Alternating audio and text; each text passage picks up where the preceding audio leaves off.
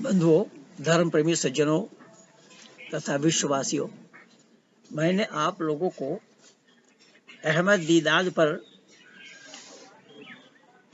विचार अपने कई वीडियो के माध्यम से दिया हूं। आज मैं चाहता हूं कि आखिर अहमद दीदाद कौन है, उसका थोड़ा सा परिचय भी आप लोगों को बताना जरूरी होगा। अहमद दीदाद साहब का जन्म हुआ था 1 जुलाई 1918 को सूरत में, जो हमारे भारत में, और इनके पिता भारत छोड़ करके साउथ अफ्रीका चले गए। छोड़ करके नहीं गए, साउथ अफ्रीका से यहाँ से भारत के लोगों को रोजी मजदूरी के लिए, काम करने के लिए, डे लेबर के लिए ले गए।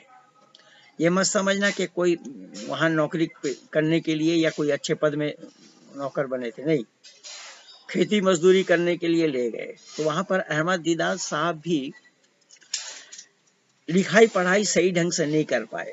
कहीं कुछ थोड़ा मकतब में पढ़ लिया, कहीं कुछ विद्यालय। उस शैक्षणिक योग्यता उनकी क्लास 6 तक थी, क्लास 6 जमात तक पढ़े थे, 7वीं जमात में नहीं जा पाए।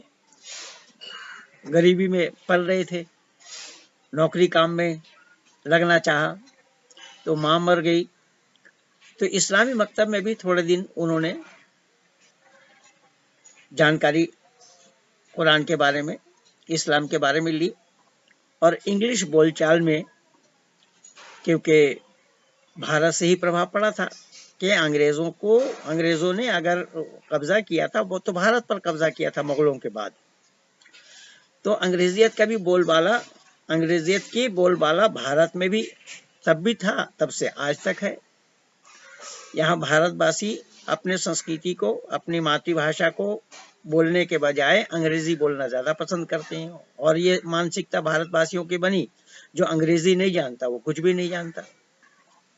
तो अहमद दीदाद साहब जो हैं, वो उन दिनों में, यद्यपि उससे पहले से ही काम चलता चला आ रहा था कि ईसाइयों का टारगेट था भारतीय मुसलमान और हिंदू, कि मुसलमानों को और हिंदुओं को ईसाई बनाया जाए। ज्यादातर उन्होंने मुसलमानों को ही ईसाई बनाया। भारतीय जितने भी ईसाई है ना, वो ज्यादातर इस्लाम से ही कन्वर्ट हुए हैं। ये मत समझना कि मुसलमान कहीं कन्वर्ट नहीं हुए, नहीं, आज भी हो रहे हैं। खैर, ईसाई बनाए, तो ईसाई बनाया गया था। एक टारगेट ईसाइयों का था, क्रिश्चियनों का था, और उसी टारगेट के माध्यम से उन्होंने बनाया, मुसलमानों को ईसाई बनाते रहे। तो उस समय इन चीजों को इस्लाम जगत के कई आलिमों ने परखा, और उसमें वहां ये मुसलमानों को ईसाई बनाने के लिए जो सबसे ज्यादा परेशान या कामयाबी भारत का विभाजन होने के बाद पाकिस्तान में भी हुई। पाकिस्तान में भी इस तरीके से उनको, मुसलमानों को ईसाई बनाया गया। तो उन दिनों में, यह 1843 की बात है, 1843 में उर्दू अखबार निकलती रही भारत से, दिल्ली नाम का।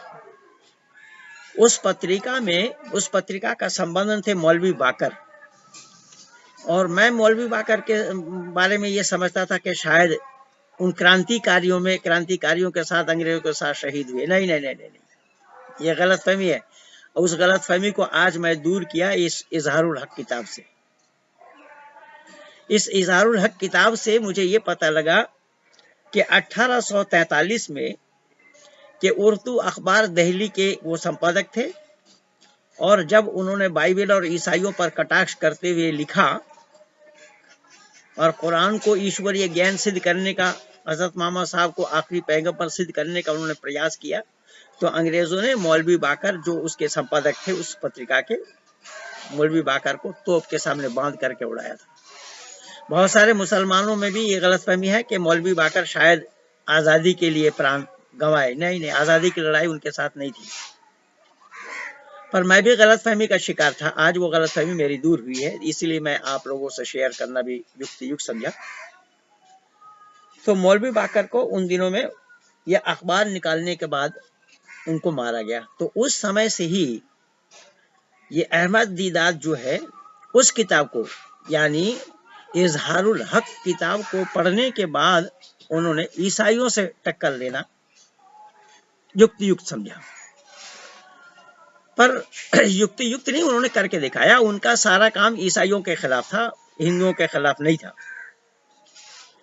और जाकिर नाइक जो उनके शिष्य बताते हैं, या अहमद दीदाद को जो अपना उस्ताद मान रहे हैं, जाकिर नाइक का काम हिंदुओं के खिलाफ है। जबकि बता दूं मैं, उन दिनों में, जिन दिनों में ये इजहारुल हक किताब लिखी गई या लिखी जा रही थी, उन दिनों में भारत में राजा राम मोहन राय का बोलबाला था।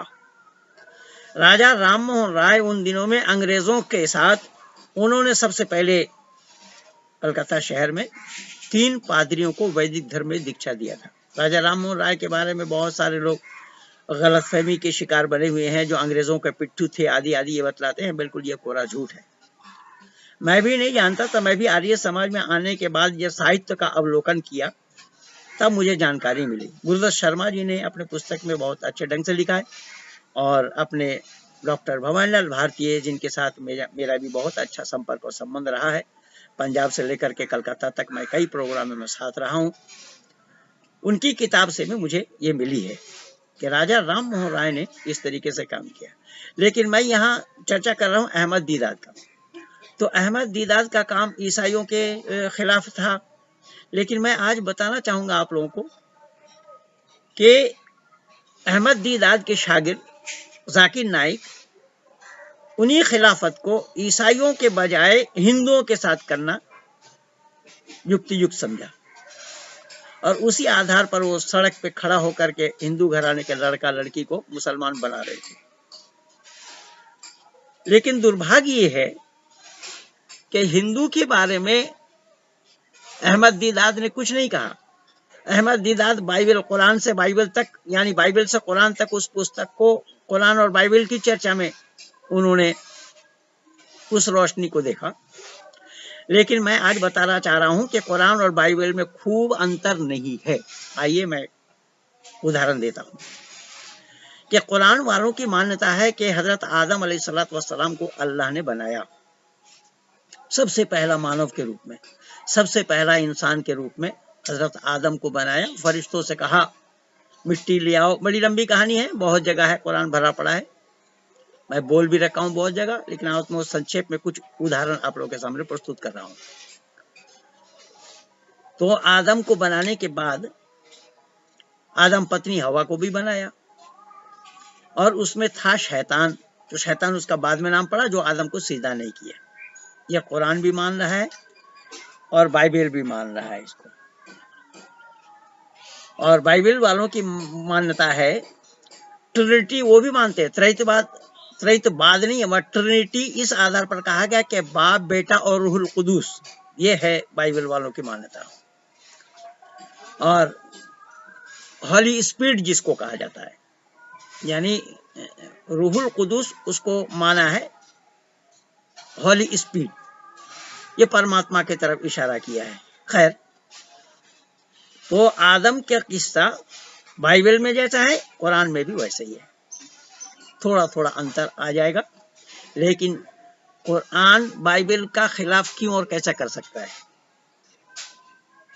किस्सा वही है, वही आदम, शैतान, अल्लाह, आदम पत्नी। और जिस अल्लाह ने शैतान को जन्नत से निकाला, उस अल्लाह को पता भी नहीं लग पाया वो फल खिलाया। तो वो तो कुरान तो गवाह है कि वो तो उंगली नचा कर अल्लाह से कहा, क़ाल मा मनाअक अल्ला तस्जुद लिमा खलक़तनी बियदैया अस्तकबरत अम कुन्त मिनल आलमीन। मैं उसको गुमराह करूंगा जो तेरा सीधा रास्ता पर रहेगा। और उस चैलेंज को उसने स्वीकार किया। तो बाइबल से कुरान अलग कहां है? यानी दोनों जगह बराबर है।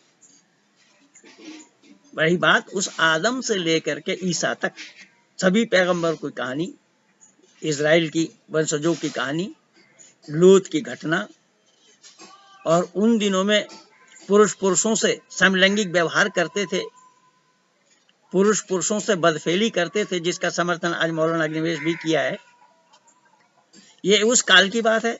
वो घटना बाइबल में भी है और वो घटना कुरान में भी है।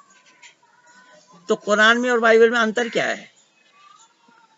हजरत आदम के बाद जितने भी पैगंबर हुए हैं ईसा तक, सभी पैगंबरों की चर्चा बाइबल में है और कुरान में भी है। बाइबल में सिर्फ मोहम्मद की चर्चा नहीं है। अब बाइबल में भी वही चीज है। अब देखिए, इस्लाम वाले जो आज मार काट कर रहे हैं ना, तो इस्लाम वाले मार काट कर रहे हैं, इस्लाम का जन्म ही मार काट से हुआ है। देखिए, मैं आज साफ बता रहा हूं, बिल्कुल स्पष्टीकरण दे रहा हूं कि इस्लाम वालों ने किसी को सहन नहीं किया, इस्लाम वालों ने किसी को बर्दाश्त नहीं किया है, क्योंकि उस समय तो कोई था नहीं, उस समय लोग ही नहीं थे। अल्लाह ने केवल आदम और आदम पत्नी को बनाया। जिस फल को खाने के लिए मना किया, पति पत्नी दोनों ने मिल करके खाया, उस फल के खाने से जन्नत से निकाल दिया। तो जन्नत से जब दुनिया में आए तो दुनिया में इन्होंने संतान उत्पत्ति की, और संतान उत्पत्ति की उस समय कोई आदमी नहीं था, 4 लोग थे, पति पत्नी, 4 नहीं 6 थे। वो पति पत्नी आदम हवा, और ये एक बेटा एक बेटी, एक बेटा एक बेटी, ये 4 इधर और 2 उधर, 6। उन 6 आदमी में इस्लाम शांति से रह नहीं पाए। सुन लो दुनिया वालों, कान खोलकर, उन 6 आदमी में भी लड़ाई हुई। ये तो जन्म से ही इस्लाम लड़ने मरने वाले हैं। जब शांति लाएंगे, कहां से शांति? वहां कहां है? वहां तो हाबिल और काबिल दोनों भाई, उस आदम के संतान, दोनों भाई लड़े और एक दूसरे को कत्ल किया। ये इस्लाम तो इसको जन्मसिद्ध अधिकार मान रहा है। इसीलिए आज ये पूरी दुनिया में उधम मचाए हुए हैं। इस्लाम ये आज से लड़ाई नहीं, ये उस काल से लड़ते लड़ते आ रहे हैं। दोस्तों, आज जो मैं आपके साथ बात शेयर करने जा रहा हूं वो आदम इस्लाम, जो इस्लाम के हिसाब से सबसे पहले नबी और सबसे पहले जो है इंसान अल्लाह ने बनाए थे, और उनकी जो बाई पसली से औरत बनाई थी हवा, जो उन्हीं का आपस में शादी करा दी, यानी कि एक ही शरीर से बना के उसकी आपस में साबित करा दी। उसके बाद जो है आदम इस्लाम के 2 बेटे हुए, काबिल और हाबिल, और उनके साथ साथ जुड़वा बहनें भी हुई, यानी कि काबिल के साथ एक बहन जुड़वा पैदा हुई और हाबिल के साथ भी एक बहन जुड़वा पैदा हुई। तो अल्लाह ने कहा कि हाबिल के साथ जो जुड़वा बहन पैदा हुई है वो काबिल से शादी करेगी, और जो काबिल के साथ जुड़वा बहन पैदा हुई है वो हाबिल से शादी करेगी। ये अल्लाह का संदेश है, यानी कि भाई भाई बहन आपस में शादी करें। ये शुरुआत की बात है, क्योंकि कहते हैं, इस्लाम कहता है कि सब जो है आदम की औलादे हैं। आप सुन लीजिए आगे की बात। तो काबिल के साथ जो लड़की पैदा हुई थी, बहन पैदा हुई थी, वो ज़्यादा सुंदर थी। तो काबिल बोला कि मैं ऐसा नहीं करूँगा, मैं तो जो मेरे साथ जो पैदा मेरी बहन हुई है उसी से शादी करूँगा। हाबिल बोला ये बात गलत है, ये नियम के विपरीत है। दोनों में झगड़ा हो गया। शॉर्ट में बता रहा हूँ, तो काबिल ने हाबिल को मार दिया, यानी कि अल्लाह ने भाई को भाई के द्वारा ही मरवा दिया। बाइबल में घटना यही है। भाई बहनों में वहां शादी हुई, यह धर्म बता रहा है। भाई बहनों में शादी होना धर्म नहीं है, इसी का नाम अधर्म है। तो उस समय तो सगे भाई बहनों में होती थी। अब इस्लाम वालों ने चचेरी, ममेरी, फुफेरी, खलेरी, जितना जो कुछ भी है, रेरी फेरी, सब हेरा फेरी, सब बहनों को शादी करते हैं, कहीं ममानियत नहीं है। अब मैं ये निवेदन कर रहा हूं कि जो लूत की घटना है कुरान में, वही लूत की घटना बाइबल में है। जो मूसा की घटना बाइबल में है, वही मूसा की घटना कुरान में है। जो इस्माइल, याकूब, इब्राहिम की घटना बाइबल में है, वही कुरान में है। तो ये मौलाना साहब जो रहमतुल्लाह किरानवी जी ने जो बाइबल से कुरान तक लिखी है, और अहमद दीदा जिस पर हाँक रहे हैं, उसमें अंतर कहां है? किस बात पर हाँक रहे हो भाई? तुम्हें शांति का शाह नहीं, तुम जन्म से ही लड़ते लड़ाते आ रहे हो, तुमने औरों को सहन किया नहीं, अपने भाई को मारे। अब देखिए इस क्या हैरानी की बात है। और इनके कुरान और बाइबल के जो चलने चलाने वाले हैं ना, जो मैं बोलता ना होली स्पीड, रूहुल कुदुस जिसको बोल रहे हैं, उनको भी सलीका देखिए, उनका भी अकल देखिए, उनका भी दिमाग देखिए। जब ये हाबिल और काबिल, ये आदम के दोनों बेटे थे, और दोनों जब लड़ाई करी ना, एक ने दूसरे को मार दिया। और विवाद किसके था, जरूर आप लोगों ने सुना होगा। विवाद उन भाई बहनों में शादी के लिए था। एक ने एक से शादी करना चाहा, उसने दूसरे ने करी, इस बात पर विवाद हुआ और उसी में लड़ाई हुई, इसी में मारे गए। तो इसी में मारे तो उसको दफनाने के लिए इंसान को अल्लाह ने अकल नहीं दिया, अकल अल्लाह ने दिया कौवा को। सुन लो वो कुरान और बाइबल के मानने वाले लोगों। और वेद में आया है, परमपिता परमात्मा ने मानव को उत्कृष्ट इसलिए बनाया है कि इसके विवेक और बुद्धि दिया है। लेकिन कुरान कह रहा है, कुरान वालों की मान्यता है, इस्लाम वालों की मान्यता है कि वहां दो कौवा आपस में लड़े। आपस में लड़ करके कौवे ने एक को मिट्टी में दफनाया, उसको देख करके यहां दफनाना सीखा है। अब देखिए अल्लाह डायरेक्ट इंसान को ज्ञान नहीं दे पाए, कौवे के द्वारा दे रहे। तो कौवा उत्कृष्ट है, कौवा ज्ञानवान है या इंसान ज्ञानवान है कुरान और बाइबल की दृष्टि में? इसलिए बंधु मैं निवेदन कर रहा हूं, वहां नूह की घटना भी देखिए। नूह की जो वो घटना है वो भी इसी तरीके से है। नूह ने अपना दिन का प्रचार करना चाहा, लोग उनके खिलाफ हो गए, तो इन्होंने अल्लाह से दुआ मांगी। और कुरान क्या कह रहा है सुनिएगा, वक़ाल नूह रब्बी ला तज़र अलल अर्ज़ि मिनल काफ़िरीन दय्यारा इन्नका इन तज़रहुम युज़िल्लु इबादक वला यलिदु इल्ला फाजिरन कफ़्फ़ारा रब्बि इग़फ़िर ली वलिवलिदैय वलिमन दख़ल बैती मुमिनन वलिलमुमिनीन वलमुमिनात वला तज़िदिज़ ज़ालिमीन इल्ला तबारा। दुनिया को फना कर दे, ध्वंस कर दे, बड़ा गारत कर दे, हमें बचा, हमारा बीवी बच्चा को बचा, हमारा अहल वयाल को बचा। और वहां कहा जाता है केवल 40 लोग थे। वक़ाल अल हवारियून नहनु अंसरुल्लाह आमन्ना बिल्लाहि वशहद बिअन्नना मुस्लिमीन, कुरान में आया है। 40 लोग थे उनके पास, और नाव ले गए, नाव में सब कश्ती पे ले गए, कश्ती तैयार कर, अल्लाह का हुक्म हुआ, कश्ती तैयार किया। वो कुरान भी कह रहा है, बाइबल भी कह रहा है। उसमें जो जो चीज ले गए, नबातात जमादात हैवानात, या मानव दानव कीट पतंग जितना जो कुछ भी लता वृक्ष आदि, वो जो ले गए नाव में वही आया, और जो नहीं ले आए वो नहीं आया। तो ये घटना तो दोनों में ही है, बाइबल में भी है कुरान में भी। फिर कुरान से, बाइबल से कुरान तक क्या है? कुरान में और बाइबल में भेद क्या है?